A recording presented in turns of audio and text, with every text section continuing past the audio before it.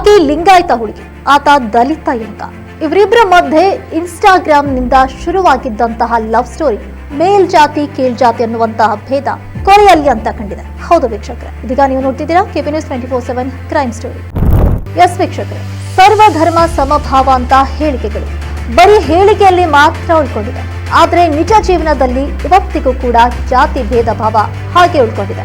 ಹೌದು ವೀಕ್ಷಕರೇ, ನಾವ್ ಹೇಳ್ತಾ ಇರೋದು ಸಿನಿಮಾ ಸ್ಟೋರಿ ಅಲ್ಲ, ಇದು ರಿಯಲ್ ಲೈಫ್ ಸ್ಟೋರಿ, ರಕ್ತ ಚರಿತ್ರೆ. ಇನ್ನು ಹುಬ್ಳಿ ಕ್ರೈಮ್ ಕೇಸ್, ಪ್ರತಿಷ್ಠೆಗಾಗಿ ಹೆತ್ತ ಮಗಳನ್ನೇ ಕೊಂದಿದ್ದ ಇಡೀ ಕುಟುಂಬ. ಇನ್ನು ಮೃತ ಯುವತಿ ಮಾನ್ಯ ಪಾಟೀಲ್ ಮತ್ತು ವಿವೇಕಾನಂದ ಒಂದೇ ಗ್ರಾಮದವರಾಗಿದ್ರು. ಹಲವು ವರ್ಷಗಳಿಂದ ಪ್ರೀತಿಯಲ್ಲಿದ್ದ ಅವರು ಮನೆಯವರ ವಿರೋಧದ ನಡುವೆಯೂ ಮದುವೆ ಕೂಡ ಆಗಿದ್ರು. ಇನ್ನು ಮಾನ್ಯ ಲಿಂಗಾಯತ ಸಮುದಾಯಕ್ಕೆ ಸೇರಿದ್ರು, ವಿವೇಕಾನಂದ ದಲಿತ ಸಮುದಾಯದವನಾಗಿದ್ದ. ಇನ್ನು ಜಾತಿ ದ್ವೇಷದಿಂದ ಕುಪಿತರಾದಂತಹ ಮಾನ್ಯ ಪಾಟೀಲ್ ತಂದೆ ಪ್ರಕಾಶ್ ಗೌಡ ಪಾಟೀಲ್ ಮತ್ತು ಸಂಬಂಧಿಕರು ಗರ್ಭಿಣಿ ಮಕ್ಕಳನ್ನೇ ಹೊಡೆದು ಕೊಂದಿದ್ದಾರೆ ಎಂಬ ಆರೋಪ ಕೇಳಿ ಬಂದಿದೆ. ಈ ಕೃತ್ಯಕ್ಕೆ ಕುಟುಂಬದ ಹಲವು ಸದಸ್ಯರು ಕೂಡ ಸಹಕರಿಸಿದ್ದಾರೆ ಎಂದು ಪೊಲೀಸರು ಕೂಡ ಹೇಳಿದ್ದಾರೆ. ಇನ್ನು ಪೊಲೀಸರಿಂದ ತನಿಖೆ ಚುರುಕುಗೊಳಿಸಿದ್ದಾರೆ. ಇನ್ನು 6 ಮಂದಿಯನ್ನ ವಶಕ್ಕೆ ಪಡೆದಿದ್ದಾರೆ. ಇನ್ನು ಪ್ರಕರಣ ತನಿಖೆಯಲ್ಲಿ ಹುಬ್ಬಳ್ಳಿ ಗ್ರಾಮೀಣ ಠಾಣೆ ಇನ್ಸ್ಪೆಕ್ಟರ್ ಮುರುಗೇಶ್ ಚನ್ನಣ್ಣನವರ ನೇತೃತ್ವದಲ್ಲಿ ಕಾರ್ಯಾಚರಣೆ ನಡೆದಿದೆ. ಮೊದಲು ಪ್ರಕಾಶ್ ಗೌಡ ಪಾಟೀಲ್ ಮತ್ತು ಅವರ ಸಹಚರನ್ನ ಬಂಧಿಸಲಾಗಿತ್ತು. ಇದೀಗ ಮತ್ತೆ 3 ಆರೋಪಿಗಳಾದಂತಹ ಫಕೀರ್ ಗೌಡ ಪಾಟೀಲ್, ಬಸನಗೌಡ ಪಾಟೀಲ್ ಮತ್ತು ಗುರುಸಿದ್ದಗೌಡ ಪಾಟೀಲ್ ಅವರನ್ನ ಬಂಧಿಸಲಾಗಿದೆ. ಈ ಮೂವರು ಪಾಟೀಲ್ ಕುಟುಂಬದವರಾಗಿದ್ದು ಕೊಲೆಯಲ್ಲಿ ಪ್ರತ್ಯಕ್ಷವಾಗಿ ಭಾಗಿಯಾಗಿದ್ರು ಎಂದು ತನಿಖೆಯಲ್ಲಿ ಬಯಲಾಗಿದೆ. ಇನ್ನು ಹಲವು ಆರೋಪಿಗಳು ಪೊಲೀಸರ ವಶದಲ್ಲಿದ್ದು ವಿಚಾರಣೆ ಕೂಡ ನಡೀತಾ ಇದೆ. ಈ ಘಟನೆ ರಾಜ್ಯದಲ್ಲಿ ಜಾತಿ ದ್ವೇಷ ಮತ್ತು ಮರ್ಯಾದೆ ಹತ್ಯೆಗಳ ಸಮಸ್ಯೆಯನ್ನ ಮತ್ತೆ ಮುನ್ನೆಲೆಗೆ ತಂದಿದೆ.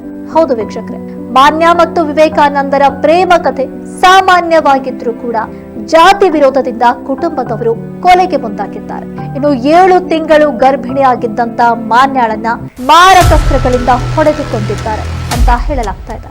ಇನ್ನು ವಿವೇಕಾನಂದ ಅವರ ಕುಟುಂಬದವರು ಪ್ರಕರಣ ದಾಖಲಿಸಿದ ನಂತರ ಪೊಲೀಸರು ಕ್ರಮ ಕೈಗೊಂಡಿದ್ದಾರೆ. ಇನ್ನು ಮರ್ಯಾದಾ ಹತ್ಯೆಗಳು ರಾಜ್ಯದಲ್ಲಿ ಹೆಚ್ಚುತ್ತಿರುವಂತಹ ಕಳವಳಕಾರಿ ಜಾತಿ ಮತ್ತು ಕುಟುಂಬದ ಪ್ರತಿಷ್ಠೆಯ ಹೆಸರಲ್ಲಿ ಯುವಕ ಯುವತಿಯರನ್ನ ಕೊಲ್ಲುವ ಪ್ರಕರಣಗಳು ಮುಂದುವರೆದಿದೆ. ಈ ಘಟನೆಯಲ್ಲಿ ಪಾಟೀಲ್ ಕುಟುಂಬದ ಸಂಪೂರ್ಣ ಸದಸ್ಯರು ಜೈಲು ಪಾಲಾಗಿದ್ದು ಜಾತಿ ಕ್ರಿಮಿಗಳಿಗೆ ನಡುಕು ಮೂಡಿಸಿದೆ.